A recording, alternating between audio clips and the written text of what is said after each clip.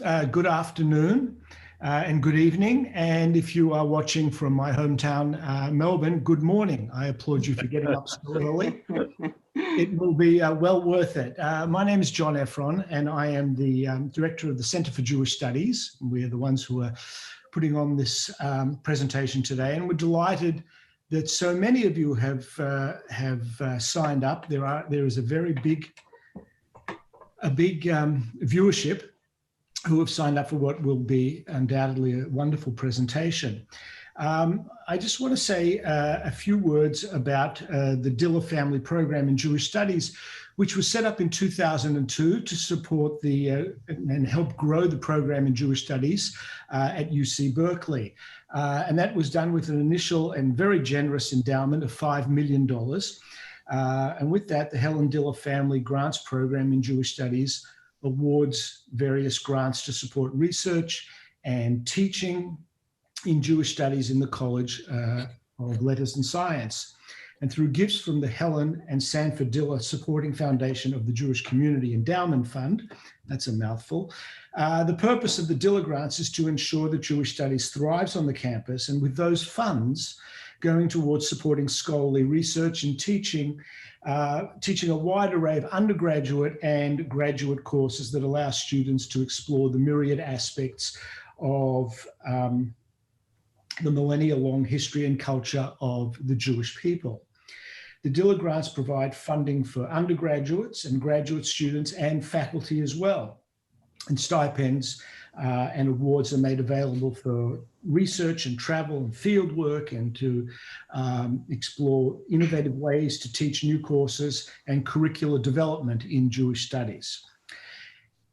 In addition to all of this, we host the annual Helen Diller Lecture, which brings to campus usually a distinguished scholar in Jewish Studies to give a public lecture about her or his work and research.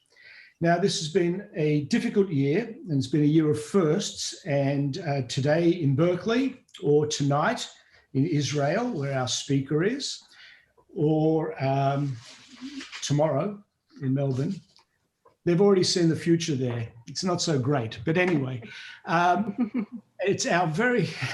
this is our very first, and perhaps hopefully our last, newly named Helen Diller Annual Zoom Lecture. It gives me great pleasure to welcome onto our computer screens Ilana Pardes from the Hebrew University. And I'm going to turn it over shortly to Professor Alter, who will give Professor Pardes the introduction she so richly deserves, as well as introducing the other distinguished panelists. Just before I do that, I want to thank the Center for Middle Eastern Studies for partnering with us in today's Diller Lecture. And I have also been instructed to tell you that today's presentation will be recorded, but the Q&A will not be recorded. When it comes time for you to pose questions, please post them in the Q&A box at the bottom of your screens. And with that, I turn it over to my colleague and friend, Professor Robert Alter. Thank you, John. I will offer an introduction, I hope not too lengthy, of Ilana Pardes, which is more personal than academic. But I'll just say that Ilana Pardes is Cornell Professor of Comparative Literature at the Hebrew University, and has had a distinguished career, which I'll say just a few things about, but I'm not going to list all her books and honors. I first met Ilana when she actually came to Berkeley as an undergraduate, which is unusual for Israelis. And she came to me and asked if I would direct an independent studies course in which she would carry out a project of translating the British poet Ted Hughes into Hebrew, which she did. I still remember we often had very vehement but always good-spirited arguments about translation choices. And that was the beginning of a beautiful friendship, actually. When Ilana continued in the graduate program in comparative literature, she took a seminar with me on biblical poetry, if I remember correctly. And that's when I led her down the primrose path. That is, she became very passionate about the Bible. And a couple of years later, when she was ready to start a dissertation, she came into my office and she said, I think I know what I want to write my dissertation on. I said, what is that, Ilana? She said, I want to write on the Bible. I should explain, because she had entered the program with a major basically in modern Hebrew literature, with minors in modern English and modern French. So now she announced, I want to write a dissertation on the Bible, and it will be psychoanalytic and feminist. So I said, as someone who's never imposed a dissertation topic on a student, I said, that's a great idea, Ilana, except you will never get a job. Now, that was my prudential advice. The fact of the matter is that originality always trumps, to use a suspect verb, originality trumps prudence. Ilana finished her dissertation and within a year afterwards, she got a job at a not bad institution in the East. I think it's called Princeton.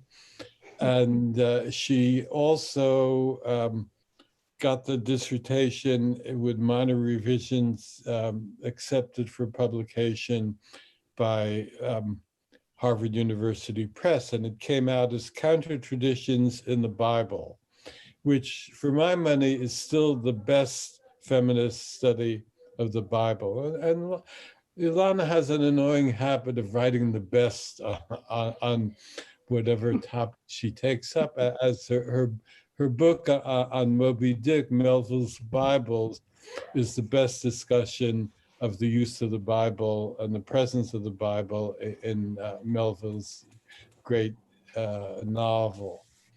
So she is one of those people who has an ability to see things in a fresh perspective, including topics and books that have been endlessly discussed and written about. I have always had pretty cordial relations with students who have written their dissertations with me. A few of them have become dear friends, and Ilana is one of those. We have had wonderful discussions here in Berkeley when she comes, and in Jerusalem when I go there. And I am always impressed by the fact that she overflows with enthusiasm and always has bright ideas for new projects, which then have issued in a series of very impressive gifts. So books. So Ilana is one of our Berkeley students we're very proud of. We take not a lot of credit for it, and it's mostly her native ability. At most, we didn't get in her way, which is my philosophy as a director of dissertations. And I'm sure she's going to go on to bigger and better things. Maybe not better, but as bigger and as good things. Now, I will say just a few words of introduction about my fellow panelists, I guess in the order that we'll speak. So I'm first. I don't really need to introduce myself except to say that I am emeritus professor of Hebrew and comparative literature, and I think I've taught at Berkeley since the year after the founding of the university in 1866. I get mixed up with the dates. Then Ron Hendel is the Dobby professor, I think it is, and I didn't say Ilana's title, which is Cornell Professor of Comparative Literature. So Ron is our professor of Hebrew Bible and a Bible specialist with very wide-ranging interests, from technical textual matters to anthropology and history and much else.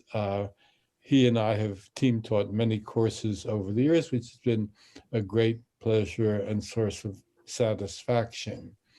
And Chana Kronfeld is, I don't know the name of Chana's chair. She recently was, yeah. Bernard Williams. Oh, yes, right. I should not, the Bernard Chair in Comparative Literature, a much deserved honor. And she's written widely on both Hebrew and comparative literature, and much of her work is also engaged in literary theory. I will mention her most recent book, In the Full Severity of Compassion, on the poetry of Yehuda Amichai, which contains many brilliant readings of his poems. I think that's it. So Ilana? Thank you. And thank you, Uli, for this very generous introduction. I'm really deeply moved. I wish we could all meet in person, but you know, at Dwinel, as we often do. But given the strange world that we live in, I'm thrilled that we can at least gather here wherever this here may be, on webinar. And I'd like to thank the Center for Jewish Studies at Berkeley for making this event possible. In particular, I'd like to thank John Efron, the director of the center, for the invitation to deliver the Diller Lecture. It's a great honor and pleasure. Special thanks go to Etta Heber, for the executive director of the center, for her help and efforts. And above all, I'm very grateful to the speakers, Robert Alter, Chana Kronfeld, and Ron Hendel. I'm so fortunate to have such amazing and distinguished fellow travelers, and you're really fellow travelers because each one of you has written extensively on the Song of Songs, and we've had so many wonderful conversations over the years, so that it really means a lot to me that we can continue our dialogues on this occasion. The Song of Song has been part of my biography from the very beginning. Already in my first book, Counter Traditions in the Bible, a revised version of the dissertation I wrote here. Again, I'm saying here, but I'm in Jerusalem.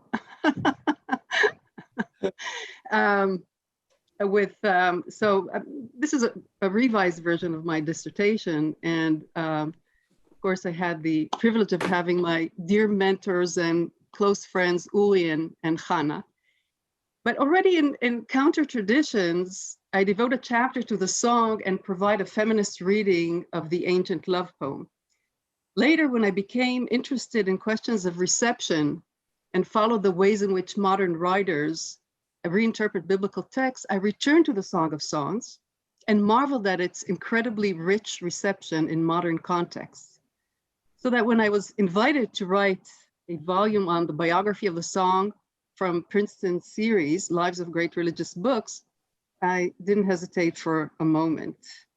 It was an opportunity to dive into scenes that I haven't explored before, and to follow the dramatic twists and turns. And this is really one of those biblical texts whose history of interpretation is so rich and so variegated. So I really, it's vast. I begin with late antiquity and I end with Black Lives Matter. My own perception of the Song of Song has changed considerably over the years. Initially, when I wrote Counter Traditions in the Bible, I was primarily intrigued by the song's profound perspective on human love, by its striking egalitarian representation of courtship. I mean, this is really quite exceptional, where both lovers woo each other with these fantastic metaphors, ever-flowing metaphors. And so these, and of course, the bold female voice of the beloved, these were the things that intrigued me. By the way, they still intrigue me today. But later on, I discovered the wonders of allegorical readings. And my exegetical guides are always writers. So working on Agnon, Melville, Whitman, and Toni Morrison, I discovered allegorical readings that complicate and broaden the horizons. And I was especially fascinated by writers who ventured to juggle both literal and allegorical readings of the ancient love poem at once. Thus, Whitman can declare in Song of Myself, I am the poet of the body and I am the poet of the soul. And of course, the body comes first for Whitman.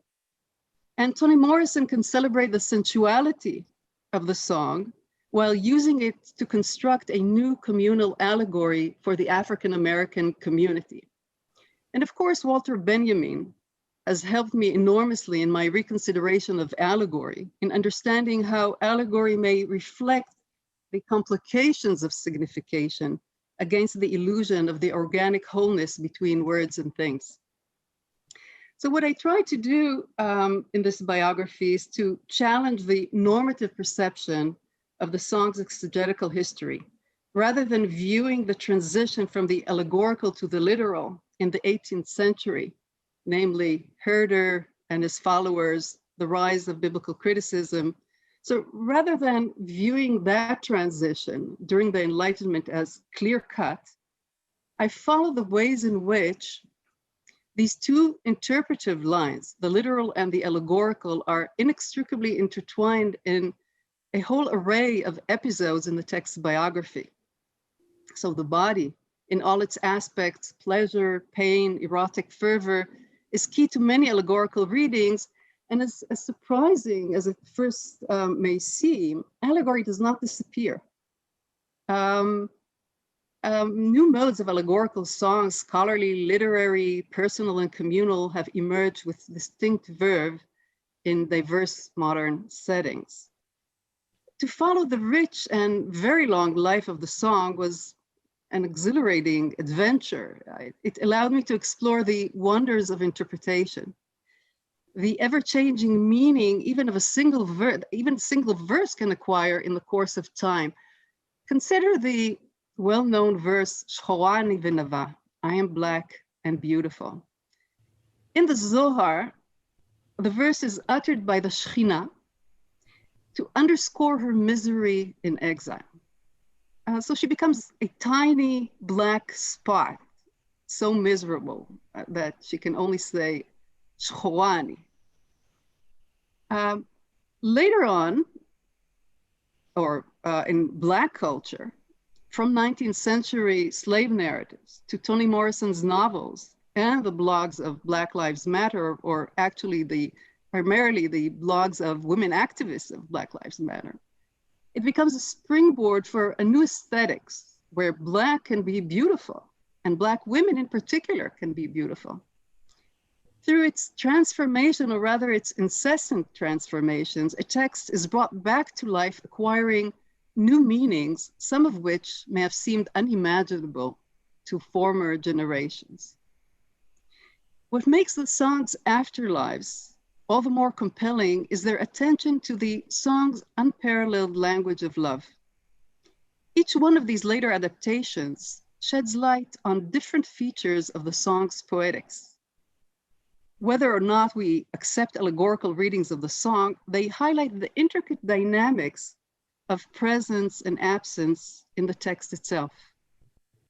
The lover is there, very tangible. Of course, he has a body, but all too often he flees. And this is precisely this feature of the representation of love in the song that sort of lends itself to considerations of divine love.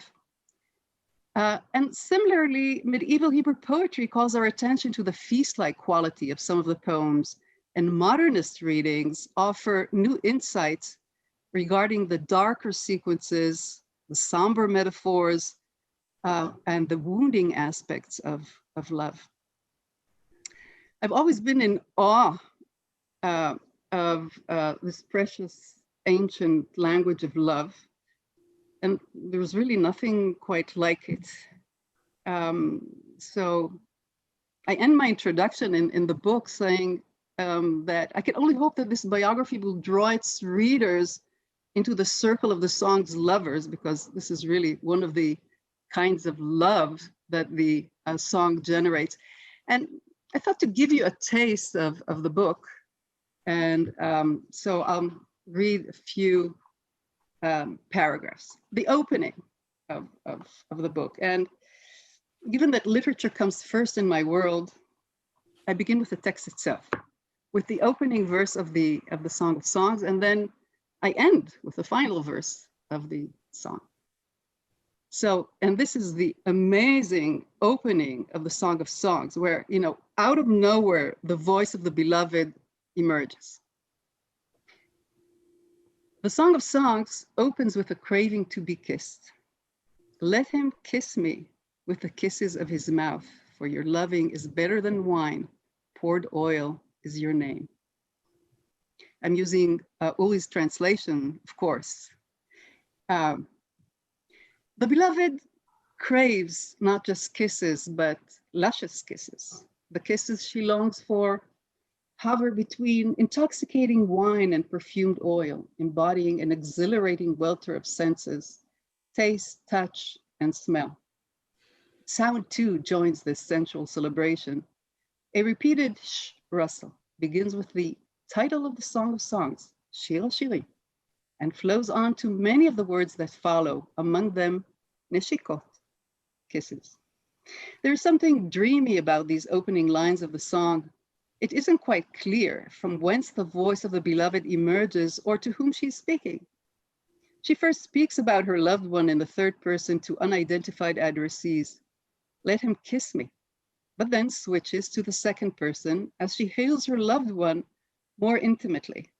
For your loving is better than wine.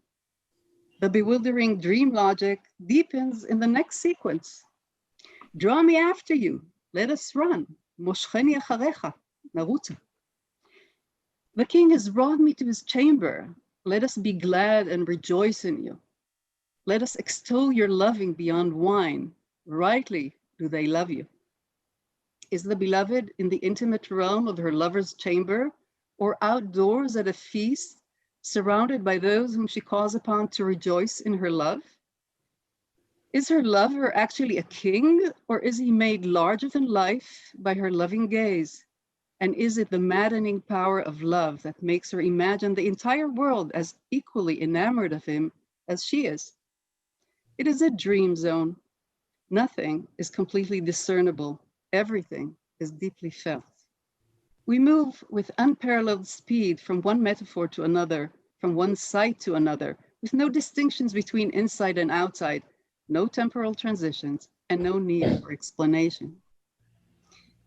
What gives this dreamscape a special sense of vitality and urgency is its imperative mood.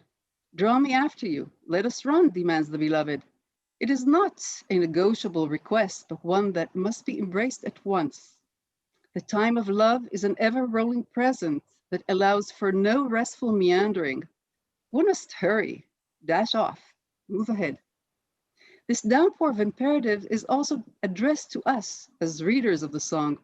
We are not invited into the world of the song with a peaceful gesture.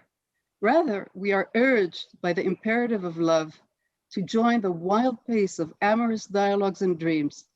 The beloved draws and is drawn, and we're called upon to run in her footsteps.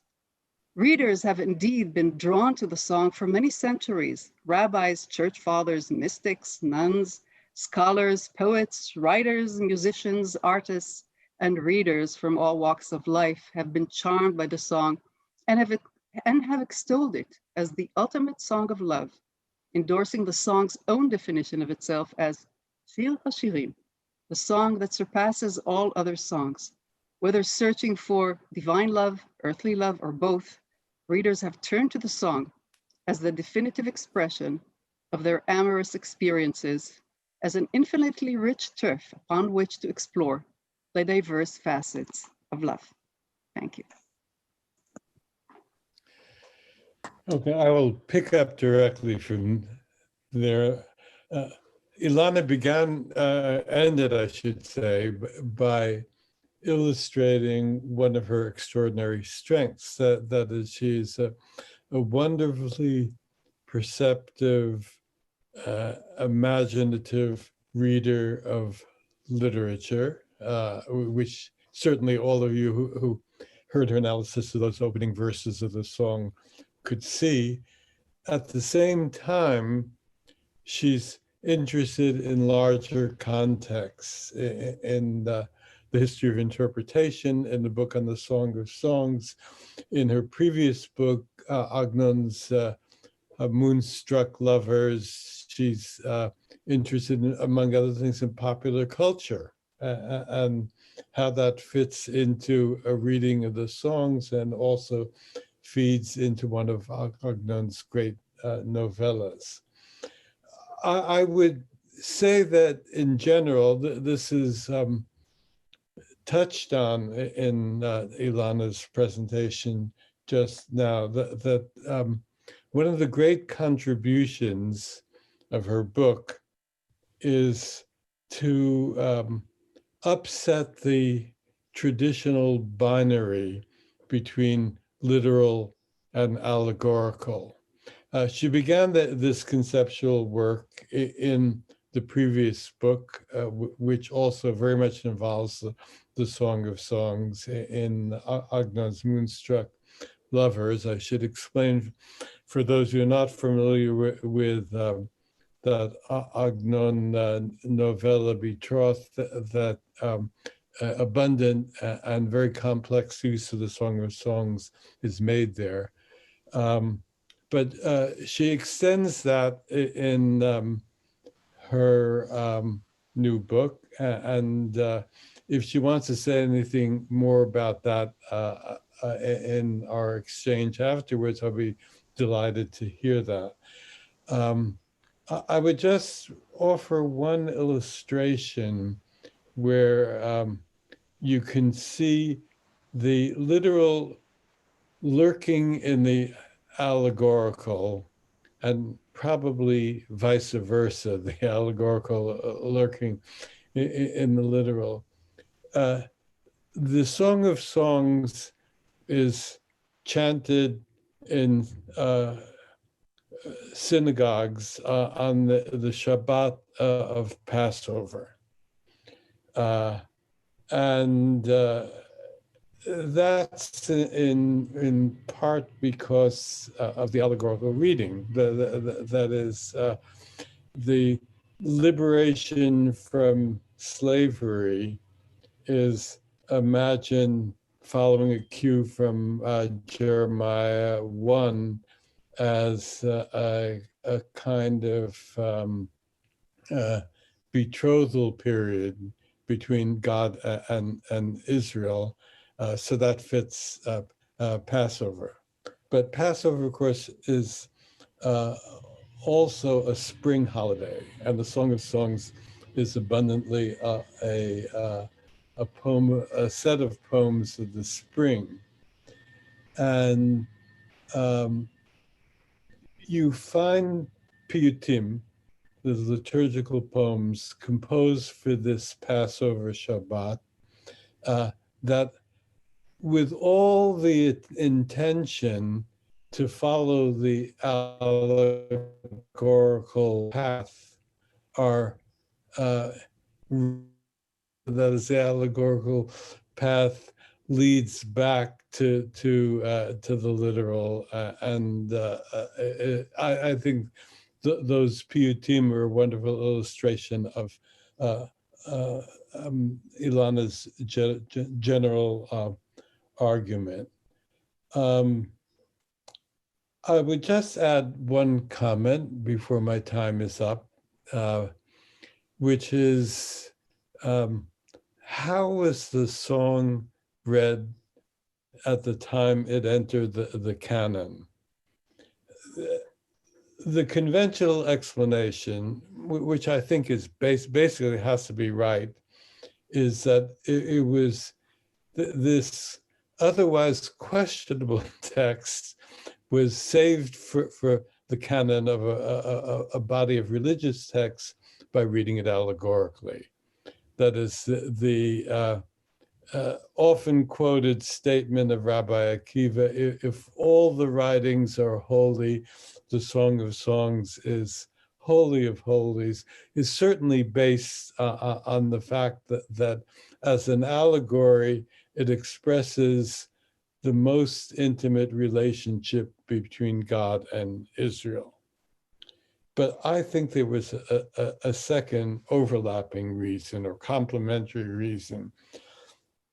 Because we know in the Talmud that we good Jews are warned not to sing the Song of Songs in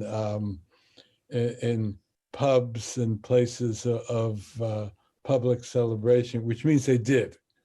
In other words, at the very moment that the allegorical interpretation was putting down roots and guaranteeing canonization, people still read and indeed seem to have sung the Song of Songs as a set of poems celebrating love. And my hunch is, this is something I discussed in an article years ago, that with the problematic books of the Bible, the ones you wonder how they got in, there's the Song of Songs, Esther, Kohelet, there's Ecclesiastes, and Job, that one reason is they were such great Hebrew literature that readers didn't want to give them up. Okay, let us go on to Ron Hendel. Okay, thank you. That was a wonderful presentation, Ilana. I wish you could be here so you could celebrate in person. Actually, I'm not in Berkeley either. I'm in my son's house in Tucson, Arizona for the week. So I wanted to show the cacti that are here. I want to make a general remark and a couple specific remarks, and this is from my perspective as a scholar of the Hebrew Bible. First of all, I want to praise the book, for, particularly in our moment where the humanities is under stress. They're eliminating programs in literature across the country now in the wake of financial distress because of COVID. And it seems to me that what you're doing here is precisely what we need to assert the importance of the humanities, the importance of the academic study of great books, great literature, religion, history, in a way that not only, on the one hand, entails close analysis, close knowledge of the details of the philology, of the languages, of the worldviews, but also goes cross-cultural, which is what you do here, and cross-temporal. You cover over 2,000 years of the human mentality reflected in the engagement with the Song of Songs. This is a massive task, and it's a task that shows what the humanities can do. The pièce de résistance is that you are able to do this in this book in a way that's beautifully written, it's followable, it has a kind of symphonic shape to it. Sometimes it's lyrical, sometimes it's very historical, sometimes it's intensely exegetical, much like your comments today were. So I think that what you did here is not only a wonderful book, but a wonderful example of what the humanities can do. And in our troubled times, it's something that other humanities scholars, I think, ought to emulate. So this is desperately needed. And the fact that you end up with, Black is Beautiful and Toni Morrison and Black Lives Matter show that the humanities can shed light and can expand people's horizons about things that are intensely important politically in the present moment. Okay, but it's not just politics. You're pulling all of these things together and giving people a wider perspective on so many aspects of human life, human past, human concerns, love, spirituality. It's just a beautiful package. So I just want to celebrate what you have done and celebrate the fact that this is something that other people in the humanities ought to try to do. I think everybody should at least try to do it once in their career. They can read and write a book that feeds the hunger that people have for meaning in a world that seems to be, going down the toilet in so many other ways. So I just think it's wonderful. I think the format of the book, the life of the biography of a book, lends itself to that, but I think you do just a gorgeous job with it. A couple of smaller points that I'd like to make just as a biblical scholar, and this goes to some of the things that Bob Alter just said and also that Ilana said. And this is one of the remarkable things about the book is its interplay between the literal and the figural. And Ilana writes beautifully about this, and Alter has written beautifully about this, that the metaphor is used often kind of roll around a little bit, and it turns out it's not just the woman is a garden, but they're actually in the garden making love. And so the figural metaphor, the metaphorical vehicle becomes the tenor of the metaphor. And these things happen over and over again. And this is one of the aspects of the magic of the book. And I think it's aptly described by you, Ilana, as a kind of dream logic. But it's also the logic of poetry with a kind of sophisticated use of this pattern of metaphor. And Alter, in his Art of Biblical Literature, which goes back to the seminar that you took with him, has a what I want to push on a little bit is that this fluidity between the literal and the figural doesn't. Oh, Tucson is also a place where there's an Air Force. Do you hear this? Some kind of interference, yeah. Yeah, they're strafing the backyard now. Within this play of metaphor, yeah, one of the, and now there's a garbage truck across the street. One of the ways that the metaphor works is in the book brings up the issue of genre.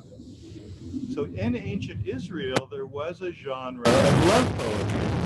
We have allusions to this genre, the activations of this genre in the book of Isaiah, in the book of Ezekiel. So we know that people knew this genre. When you say, let me sing a song to my beloved, or that my beloved is a vineyard, this activates these generic expectations. And so people knew what the genre was. And the genre was about human love and sexuality. We have a lot of examples from ancient Egypt. So I think that while there is fluidity and this wonderful dialectic within the metaphors, I don't think in ancient Israel it would have occurred to anyone to think that either of the lovers was God. I think that's outside of the hermeneutical expectations that are built into the genre. Okay. However, this genre of the book changes, as Professor Alter was just saying, when it becomes canonical. And here I want to argue a little bit. I don't think it was read allegorically first and then became canonical. I think only the connection to the canon is what allows the genre of the book to change such that it can be then read allegorically. And what I mean by that is that in these other books where this genre is activated, for example, in Isaiah chapter 5, the song of the vineyard. He says, the prophet says, let me sing a song to my beloved. This activates this expectation that he's going to be singing a love poetry like the genre of Song of Songs. But then Isaiah does some interesting transformations of the genre.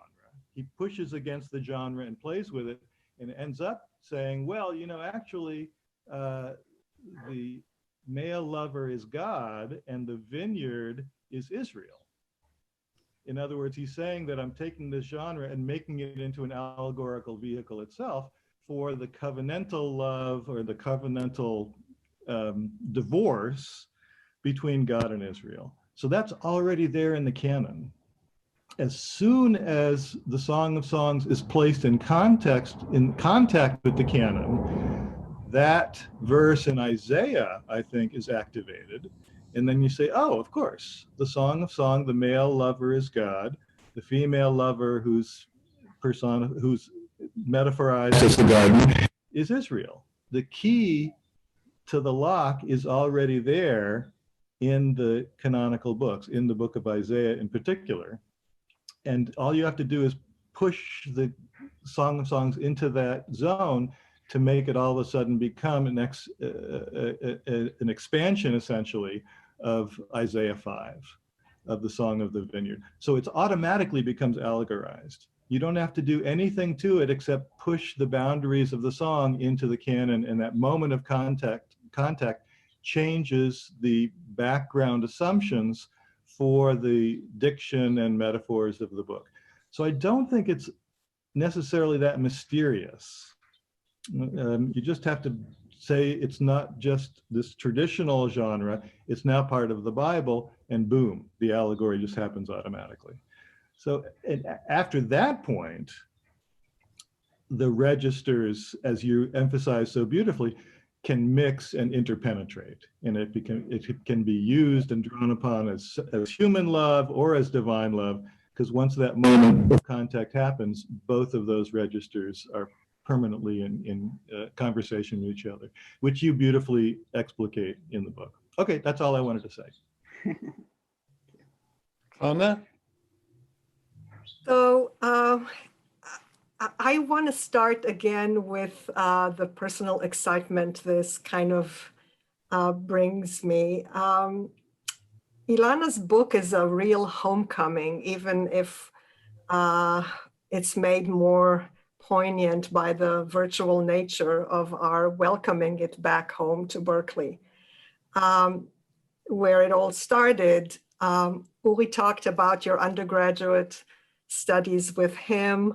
My seminar on poetic metaphor, which I was allowed to teach as a graduate student, even though it was a graduate seminar. You took it even though you were an undergrad, and it was an ambitious undertaking for both of us, but that's where you started developing this obsession that I adore, because I share it with the Song of Songs and with the power and the beauty of metaphor. A couple of years later, you and Itamar returned to Berkeley for graduate school, just when Amichai Zal and I returned from Cornell to teach here. Working with you on your dissertation as my first graduate student, though Uri was the primary advisor, meant arguing for hours. Uri mentioned that too. Those delicious arguments at cafes on Euclid Street and around the kitchen table, but also listening to Itamar, Amichai, and Ben Brinner's trio, and going to your dance parties and trips to Point Reyes with baby Maya. And a lifelong friendship I've been incredibly grateful for. We've continued the conversation that started in that seminar, and I'm really thrilled today to join its most recent iteration and all the things that were said by you and by my dear colleagues. I just want to say I love this book. even though it only came out in 2019, I've already taught it twice. First in a Hebrew seminar on the legacy of the Song of Songs in modern Hebrew poetry, and then immediately after in a comparative literature seminar on the metaphorical system of the land as woman, which is what Ron was just alluding to in the example from Isaiah. Ilana's book is an erudite, analytically rigorous, and passionate love song to the Song of Songs in all its gilgulim, not just the biblical text, but also its post-biblical metamorphoses from the Midrash through Jewish and Christian allegory, all the way, as you beautifully pointed out, to Toni Morrison and Black Lives Matter. But the book starts and ends, as Uri pointed out, and as you showed us with the sections that you read, with nuanced readings of the stunning love poetry of the biblical text, its metaphors and emphatic performativity, what you call the performative language of love. As you comment on the Shulamit, I guess, enjoining her lover to be like a deer or like a gazelle. It's not enough to compare him to a deer or a gazelle. He's got to be it. He's got to live it.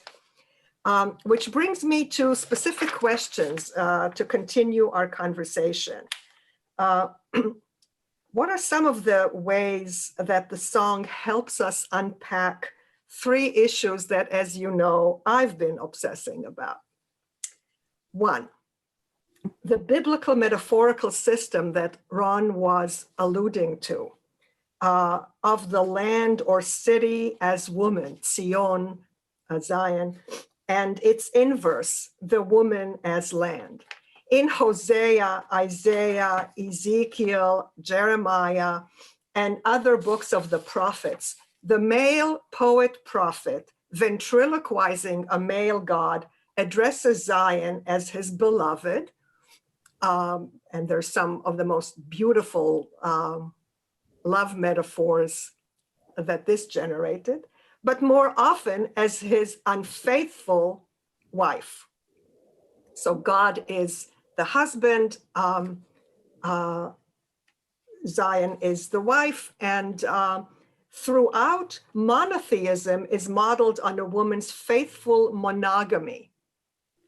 Idolatry, avodat elilim, is mapped on a wife's adultery and is referred to throughout the biblical corpus as whoredom, znut. The standard biblical description of the Israelites straying from God to worship idols is they hoard after other gods.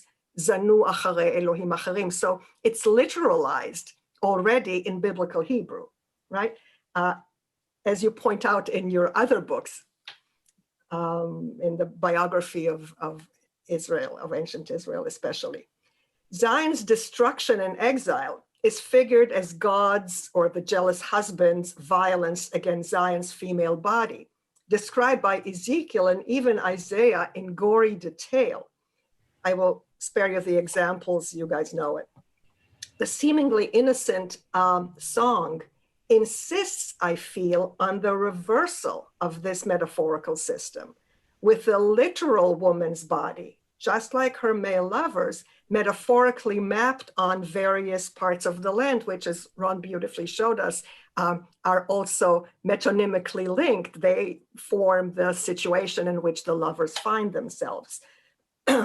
Depicted now, the same body parts that are eviscerated in the prophets are now depicted as a lush garden, a vineyard, the crevices of the rock. Okay? The allegorical readings that have allowed the canonization of the song flip the metaphor back because it has that bedrock to fall on. That's the norm, right? So allegory is based on a metaphorical system in the sense that George Lakoff and Eve Sweetser and others have developed it in their cognitive theory of metaphor. It's these metaphors that organize our way of thinking so that we don't even mark them as metaphors. So The Shulamite is the collectivity of Israel, Knesset Israel, in the common metonymic extension from place to people, and her lover is God, or she is the church and he is Christ. And what's beautiful about your analysis is that you show the blurring of the two and its afterlife beyond the strictly clerical interpretations, both in Judaism and in Christianity. So perhaps you can give us your take on the relationship between the two systems, the land as woman and the woman as land. Zakovich, as you know, Yair Zakovich, thinks that Song of Songs is the earlier metaphorical system and that the prophets react against it. But we know that the Song of Songs, even though it's been composed over a long period, was concluded much later, right? So how do the two work? Within your older view of counter traditions in the Bible, to what extent is it a counter tradition to the land as woman metaphorical system? And then there's the second question I want to ask because it's kind of burning inside of me. You talk beautifully in chapter 2 about the medieval Hebrew poetry in Spain, which Uri taught us so beautifully.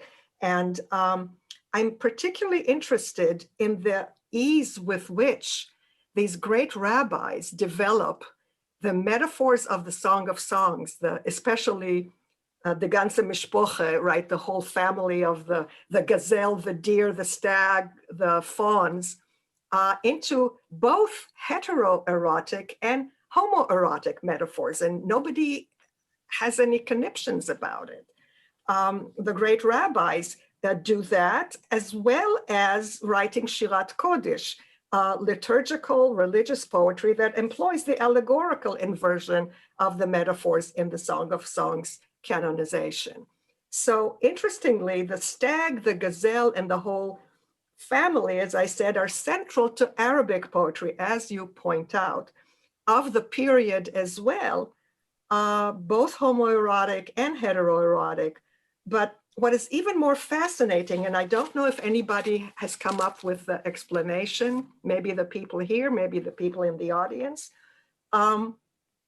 is that this metaphorical system is central to pre-Islamic poetry in the Arabian Peninsula. That is, they also describe beautifully, and I think you bring some examples in the book, of the lover, the male lover as a stag, the doe as the female, the body parts as fawns, the same body parts, etc.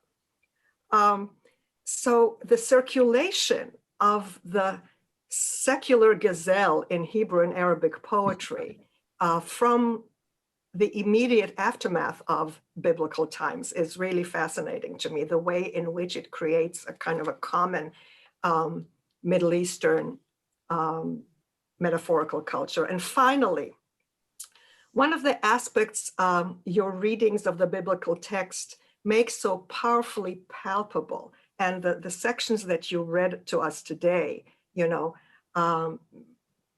emphasize that, is that the song is a series of speech acts, of dramatic monologues or dialogues that always have an addressee, mostly the lover, but also the daughters of Jerusalem that function as Shulamite support system, but also, as you just said now, us, right? It reaches outside of itself.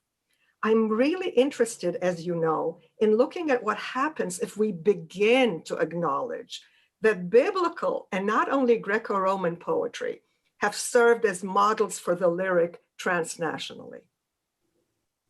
There is not a major poet that I have ever read who does not consciously or unconsciously recycle the Song of Songs. The performative dramatic addressivity of the song calls into question the still prevalent idea that the lyric is solipsistic speech, that we're overhearing the lyrical eye talking to himself. And in these theories, it's always a him, not a her. So, you know, that goes from Mill to Jonathan Collar, who still believes that. I'd love to hear your thoughts on the implications of looking at the Song of Songs as a model, if not the model, for love poetry, for lyric speech in general. But mainly, I want to thank you.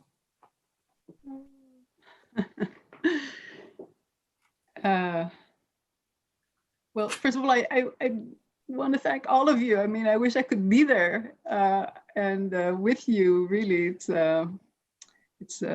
so exciting, and I have this sort of flood of memories of the seminar on the art of biblical poetry, on your seminar, Chana, on metaphors. It seems like, you know, happened only yesterday or something.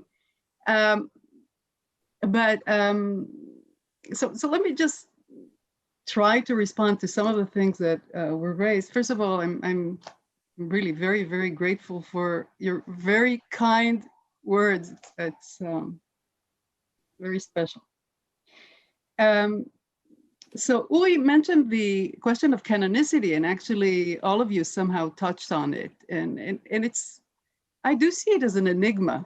And I think that actually working on the biography of the song and discovering the diverse and surprising twists and turns in the life of the song make me all the more cautious about knowing how exactly it was canonized or why.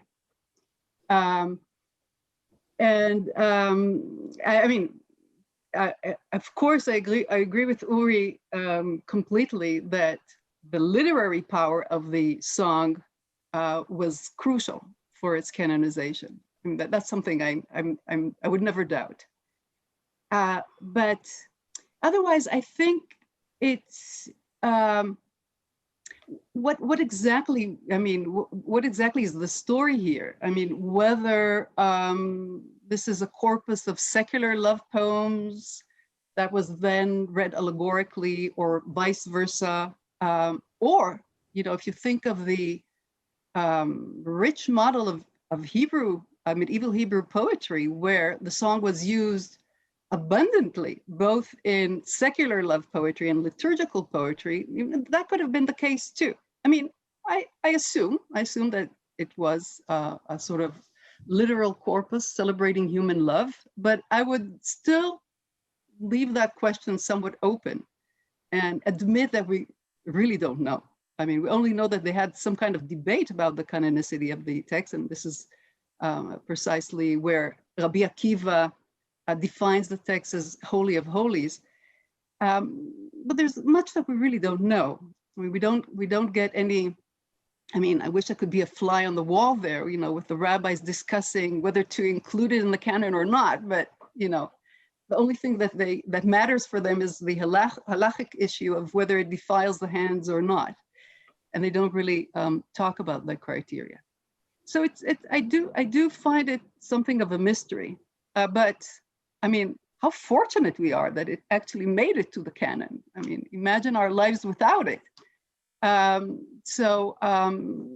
think this is one thing I would say about the canonization of the text. And it's definitely alongside other oddities, you know, such as Kohelet, Job, and other texts that one wonders, you know, what are they doing in the canon? But I think it also emphasizes the extent to which the Bible is not this sort of didactic text it's often perceived as. It's great literature, and as such, there's a certain heterogeneity and acceptance of deviance, and I think that's in part another kind of explanation for the inclusion of the Song of Songs in the canon.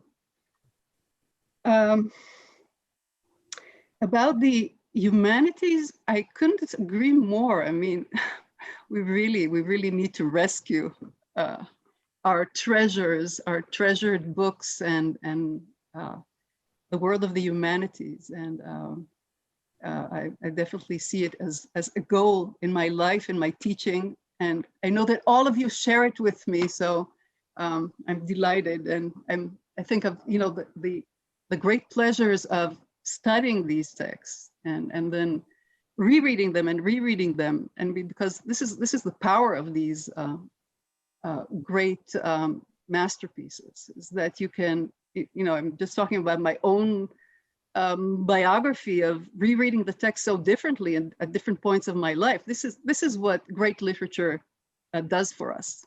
The possibility of deepening our humanity and understanding it in diverse ways. And one more thing that you mentioned, Ron, that I think is really interesting and really important, and that is the extent to which in the Song of Songs itself, the literal and the figurative are inextricably intertwined. So in a sense, if this is the case with the reception of the text, it has to do with the features of the poem itself. I mean, nothing remains literal, not because God is in the picture, but because everything is also erotic and has sexual connotations. And a garden is not only a garden, and a stag is not only a stag. And I mean, this is part of the sort of playful language of love of the song, that you always have these double entendres, and you never quite know what the lovers are talking about, and whether these are love codes. You know, springtime is the spring that they're enjoying while they're actually defining each other in terms of nature. That is, whether it's the beloved as a rose or as a lily or whatever. So, so I think this peculiar and beautiful feature of the Song of Songs itself has lent itself to these kinds of later interpretations. And I guess both you and Chana were thinking of you know, whether this is a sort of a genre, a pre-existing genre, and then, you know, the sort of allegorical readings of Isaiah and others are some kind of rereading of it, or vice versa. Again, I wouldn't try to speculate, but I definitely agree with the fact that once both of them are together in the canon, they sort of interact, and we sort of have to read them, you know, side by side in one way or another. And I do think that the Song of Songs is an antidote. I'm now moving to, I'm just doing it in a nutshell. I have so much more to say to each and every one of you. But if I'll move on to some of Chana's comments, then I do think that the Song of Songs, regardless of who was first, who was composed first, is something of an antidote vis-a-vis the prophetic use of the marital metaphor. And I would say altogether about many of the other representations of gender relations in the Bible, not only in the prophetic texts. I mean, it's really huge. It's so exceptional in its egalitarian presentation of love, that it looms large in relation to any other representation of love in the Bible.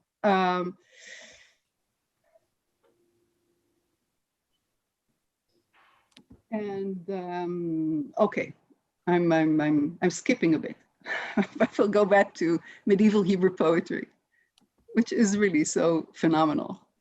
And I think part of the pleasure of sort of following some of these metaphors or following the different chapters in the song's life is, you know, all of a sudden you discover these bedmates. You discover that, you know, Shmuel Nagid is even more daring than Whitman in his depiction of homoerotic love and using the Song of Songs as his point of departure, and indeed influenced by Arabic love poetry of the period. So this is, I mean, this is again, I mean, who would have thought? I mean, it's definitely not something Rabbi Akiva would have, you know, considered as a possibility. That altogether, that, you know, people would, I mean, I would say that in general, the sort of giants of medieval Hebrew poetry, whether it's Shmuel HaNagid or Yehuda Levi, that they can juggle the secular and the liturgical in such a fascinating way, but also, you know, move beyond that and sort of take the song into zones that we would have, you know, previous generations wouldn't have imagined, and many of the subsequent generations wouldn't have imagined until you reach Whitman. So I think this is another fascinating example of the ever-changing ways in which this poem has been read in the course of time. I know we want to leave time for Q&A, so I'll stop here, but thank you, really. Toda.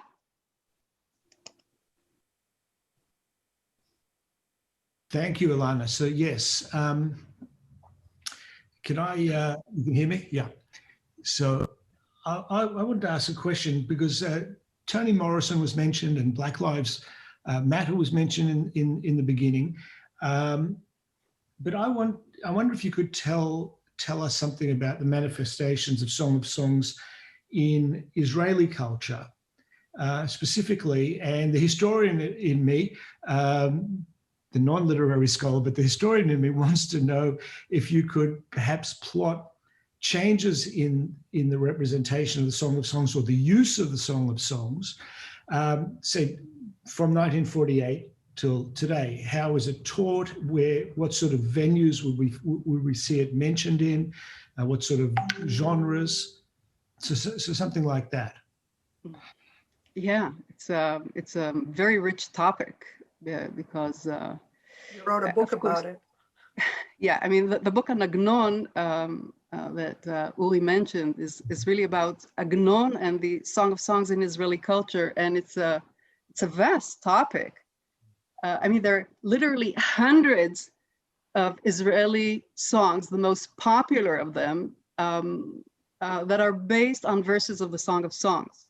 You know, you think of El Ginat Egoz, Nitzanim Nir'u Ba'aretz, Erev Shel Shoshanim, you know, the sort of Israeli classics. They're all sort of based on verses of the Song of Songs. So it's really a cultural text in Israeli culture, and that too, you know, has a very diverse and rich history, because, you know, you move from songs of, I mean, first of all, perhaps to give some kind of introduction, I would say that initially in the early 20th century and up to the 40s and 50s, the Song of Song was embraced wholeheartedly by secular Zionism.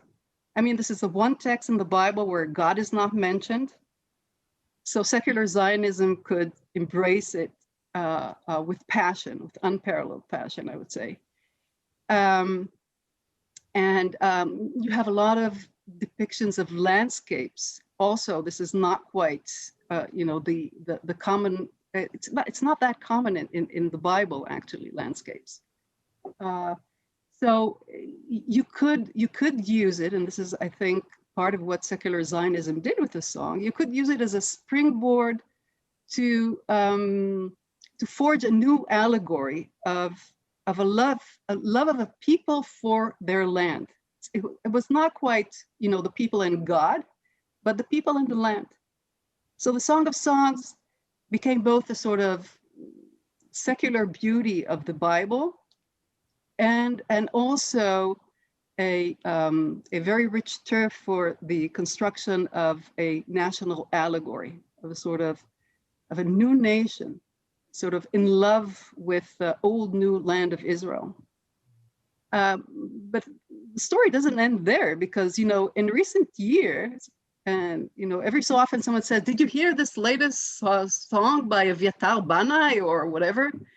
And it's incredibly popular today too. But now, and this is again, you can see the change in Israeli society and in Israeli culture. But today you have the sort of darker facets of the song, or you think of Dan Reichel, Hinach Yafa. You have darker aspects of the song that are set in relief. You have somewhat more allegorical or sort of crosses between literal and allegorical adaptations. I'm talking about Israeli music, and I haven't even said anything about literature, but that too is endless.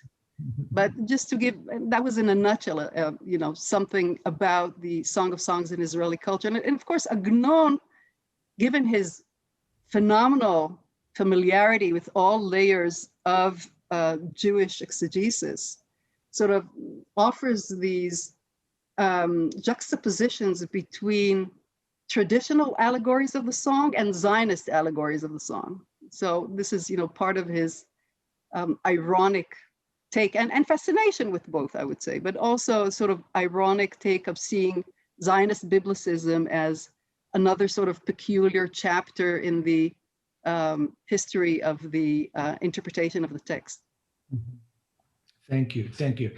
I just want to remind viewers to put your questions in the Q&A box at the bottom of your screens. I'm just trying to manage it. Yeah, so we have one question here. Could you read, I think this is, I'm just reading what it says here, so I'm not exactly sure. Could you read the first introductory line as the Song of Songs, which is for Solomon? I'm saying no. This is or whether that's the reading. I think, it's traditionally, of course, the Song of Song was attributed to Solomon, and due to the first line of Shir HaShirim Asher LiShlomo,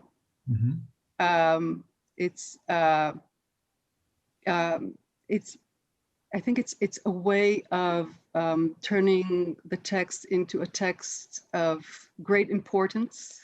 Sort of, you have the sort of royal stamp that is, probably that too, by the way, helped as far as the canonization of the text was concerned. And Solomon is mentioned there, but he's not really a character. He is mentioned in the song itself. So, so I think it's usually seen as some kind of stamp of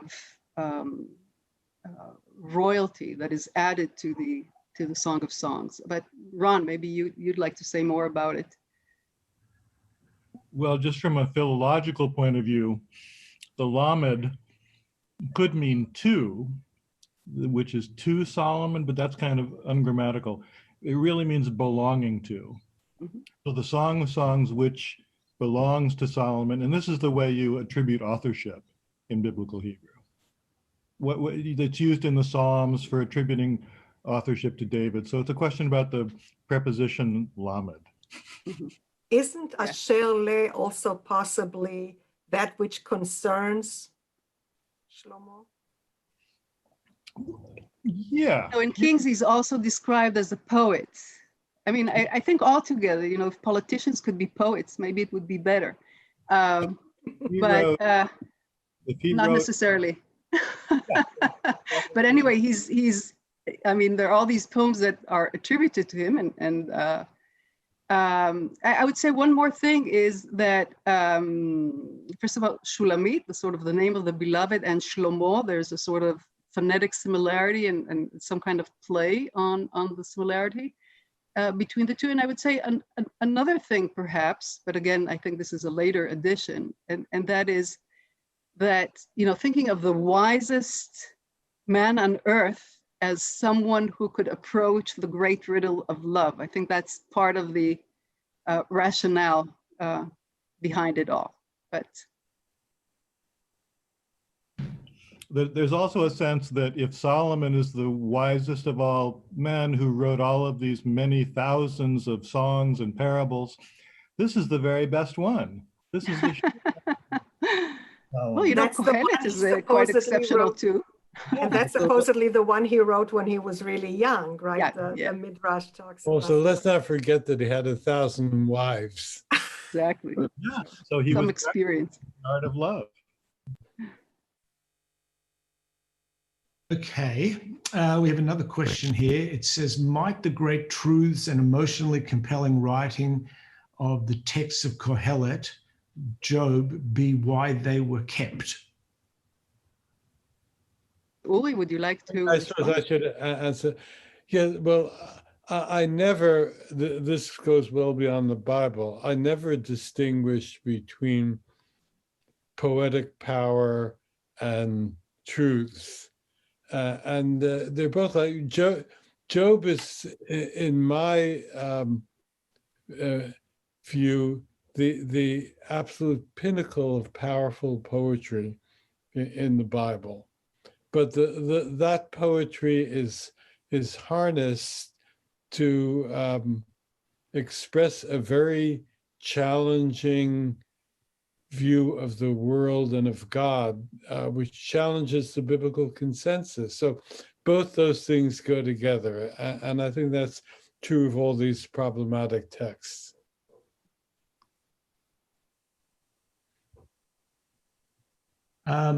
Did anyone else, Ron or Chana, want to add to that?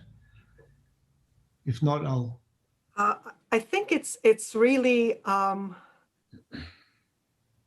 a very important aspect of poetry that it means profoundly in ways that may not be reducible to literal paraphrase or to truth value or truth statements. And, you know, this is a huge issue in philosophy and epistemology, right? What kind of knowledge does poetry make accessible to us? For that matter, how is it that we understand this strange thing called metaphor, right? So we don't understand it in the same way that that cognition works on sense data. So I think there is a need to expand our notion of truth. Some people have tried to look at amazingly powerful books of poetry like Song of Songs, I think, like Job and like Kohelet, as in terms of the logic of possible worlds, right? That we have to have a much more pliable and nuanced version of what truth is in order to allow it to mean in as deep and self-contradictory a way as it often does. If I could just add one remark to Chana's comment now, which I fully agree with. Readers have complained over the centuries, understandably, that when the book of Job ends with God speaking from the whirlwind, it's not a satisfactory answer to Job's moral dilemma, his theological dilemma. And of course, that's true, but in another way, it's not true. If you follow what Chana just said about the truths of poetry. I mean, one thing you can see is that this magisterial poet responsible for the book of Job gave searing poetry to Job when Job speaks. And then he made a move that only a poet of genius could dare to make, which is he created even greater poetry for God. And I think the greatness of the poetry is inseparable from the vision of creation that comes through. And this daring return to the pre-monotheistic cosmogonies, right? Yeah. The return of the biblically repressed, right? The story of all the, Leviathan. that's right, there you go. I'd Now like we're to back to Melville. The A moment of Melville. Melville. Right. I would add a very small, almost trivial point in comparison to what Bob and Chana said, with which I wholly agree. There's a couple of passages in the book of Ezekiel where he says the most righteous men were Noah, Job, and Daniel.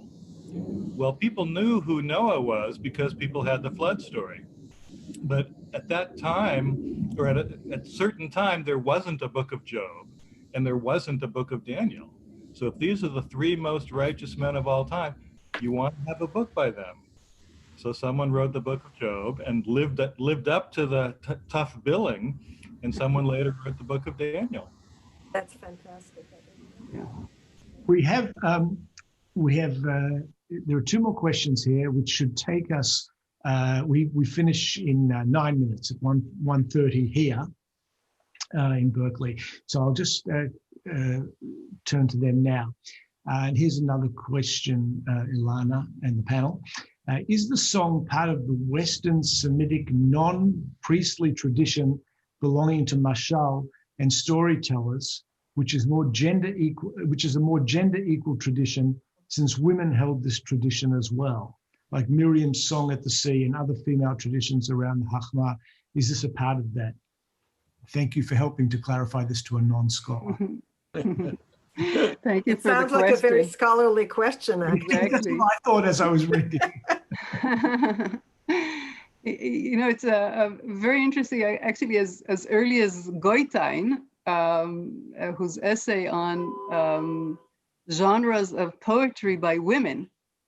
So it seems to be that in general, I mean, again, we don't know it.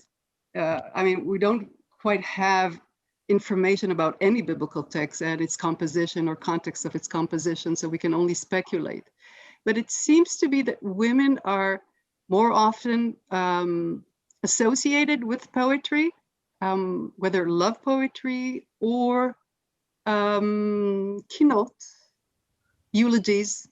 You know, Jeremiah would ask the mekonenot, the dirge singers, to come. And so it seems that love poetry and dirges in particular were genres that were associated with women. I mean, they're not necessarily composed of them all, but they were associated with it.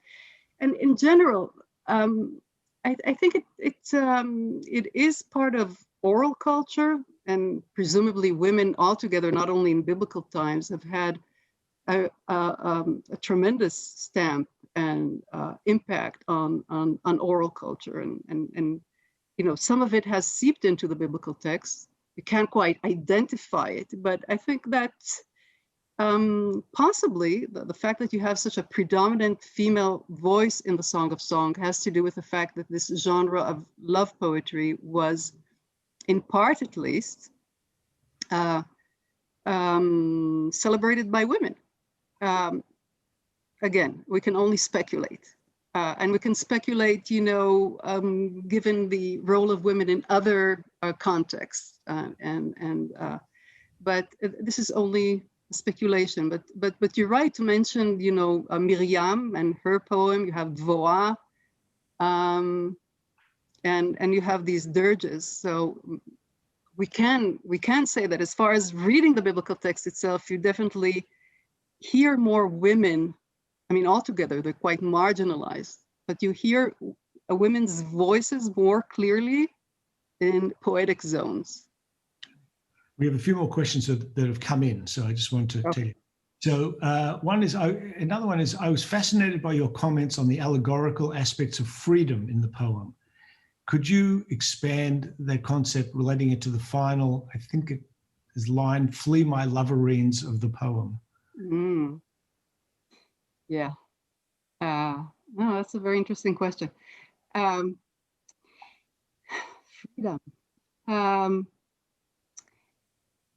I think, you know, there's both an exhilarating sense of freedom in the song, of sort of vast expanses of nature into which they sort of run. I mean, this verse I read of sort of, draw me after you, let us run, is part of this sense of freedom, space, and the freedom of love. I would say the freedom of love and celebration of the body. I mean, they all go hand in hand in the Song of Songs. And this beautiful final verse of sort of brach lecha, flee, you know, it's what an ending. You know, I talked about the opening verses, but the ending is just so phenomenal. I mean, she sort of chases him away, but of course, given that you have all these double entendres, she's actually inviting him back again too. So it's sort of, it's a lover's kind of game, or a playful kind of wooing. But also I would say that freedom is complicated in the song, as it is in the realm of love. And there's a good deal of anxiety. Again, I think these are the kinds of things that have become much more prominent in modernist readings of the Song of Songs, but not only, by the way. You'll find some of this in medieval Hebrew poetry, in Santa Teresa and others, but the sense of love as being overwhelming, that you're looking for some kind of boundaries, you're looking for ways to limit its impact. And sort of al ta'iru ve'al ta'oreru, you know, don't wake up love. It's not, Uli, how do you translate that? Arise, or whatever. But there's a sense of, hey, wait a minute, this love is just like too much, you know, maybe we need boundaries here. Not that they're successful in setting these boundaries, but there's also a sense of I mean, there's the freedom, the intoxicating freedom, but also an attempt, at least, an attempt that is not really successful to stop it somehow, to limit its overwhelming impact on one's life. There's also the social aspect, which is very gendered, right? You Right. have two versions of the same narrative in the poems in the beginning of chapter 3 and chapter 5, where in one version, you know, he runs away and in the middle of the night, she goes out into the street, and the watchmen are there to help her. And then she finds him, grabs him, and takes him home to mama. So in that version, a woman is free to roam the streets and to go after her lover and take him to task.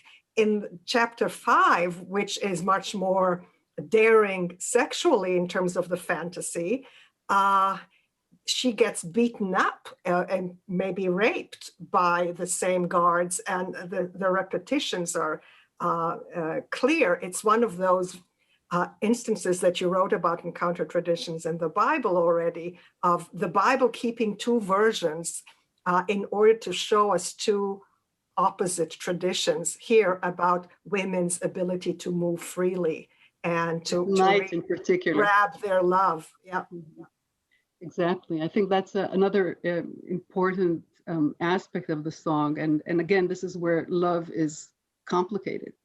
And that is exactly, I mean, you have this freedom, you have this sort of egalitarian wooing between the two lovers, but then you have the guards and you have the brothers and you have all these somewhat violent male groups. I mean, it's not innocent of the other features of the society, and they too set limits here to the freedom that the Shulamite seeks. Okay. Can you give a preview on how you see the interplay of literal/figurative in relation to the song, in Black Lives Matter discourses?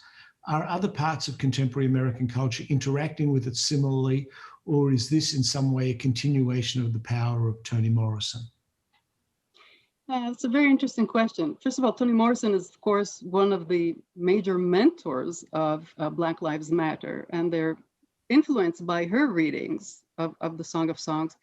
I would say that in the blogs that I explored, they are primarily concerned, first of all, with the translation of the verse of I am black and beautiful. You know, in the King James Version, it's I am black and but calmly.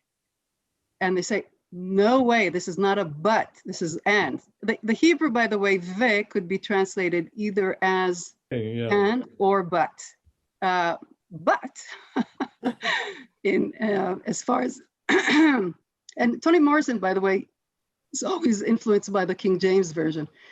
But in the blogs of Black Lives Matter, they say, you know, you have the option between and but, you know, why choose but when you can have black and beautiful. So this would be one of the issues that are addressed in these blogs.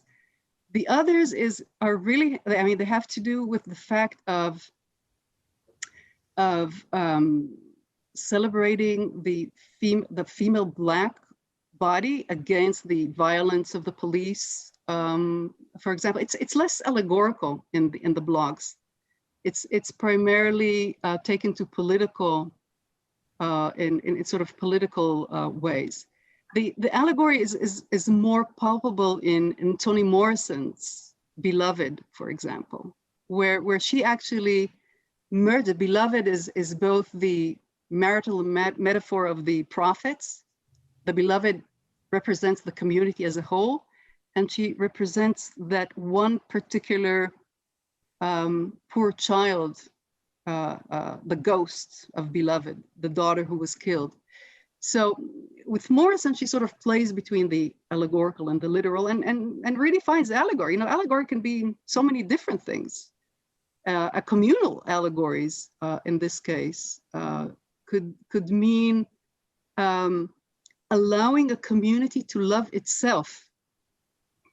So this is really fascinating. We talked before about Israeli society, where sort of using the Song of Songs in order to construct a new collective identity. I think this is true of African-American community too, but of course differently in a different context, where the question here is not so much God or God and the people, but the people being capable of loving themselves again, against the dehumanization of slavery. Sort of loving the sort of, that you have the sort of Baby Suggs sermon where she says sort of love your black flesh, you know, and she goes on to deliver a sermon of this sort. So I think the interplay between the literal and allegorical would be very true for Morrison. In the blogs of Black Lives Matter, it's the literal song and this particular verse that is at the center of attention. Where does the story of Solomon and the Queen of Sheba stand in the Ethiopic Kebra Negast in comparison to the Song of Songs, and was their inspiration drawn from the latter? Who knows? It's a very interesting tradition. And I always think of this Ethiopian church in Jerusalem. We have this beautiful painting of Solomon and a Queen of Sheba, and that too is related to the fact that, and by the way, it was endorsed both by Toni Morrison and Harlem Renaissance poets as part of the sort of Black legacy. This is why Solomon is theirs too, because he, I mean, from the Ethiopian point of view, she was not only the women of riddles, but actually they had a love affair of some sort. And so from the point of view of the Harlem Renaissance poets and later Toni Morrison, that's true of Song of Solomon of Toni Morrison rather than Beloved, where the dynasty I mean, there's a sort of founding dynasty for the African American community, and that is Solomon and Queen of Sheba. Okay. So let me say, in conclusion, Bialik said, Meret Loshen Kodesh, aber Yiddish retzich. And I can say that this conversation applies to Meretzich. That is to say, the interplay between the four of you is so natural and is so intimate and so productive that it's also gerät. So I want to thank you for that. And I'm going to leave, my job has been made easier by someone who went by the name of anonymous attendee, who thanked you for saying this is beautiful, yasher koach to all of you. And it's been so inspiring is what they said. So I couldn't agree more with anonymous attendee. So thank you very much, Ilana. It's been lovely having you there. Thank you I wish you all. were here, but it's there. And thank you to Chana and to Bob and to Ron.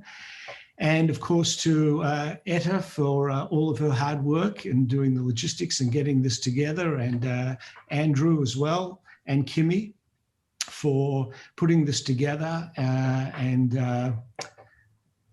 That's it. Thank you so much, and thank you to all the viewers for attending. Thank you. I wish I could see you all. Thank you so much once again. All right. Goodbye, everyone. Bye.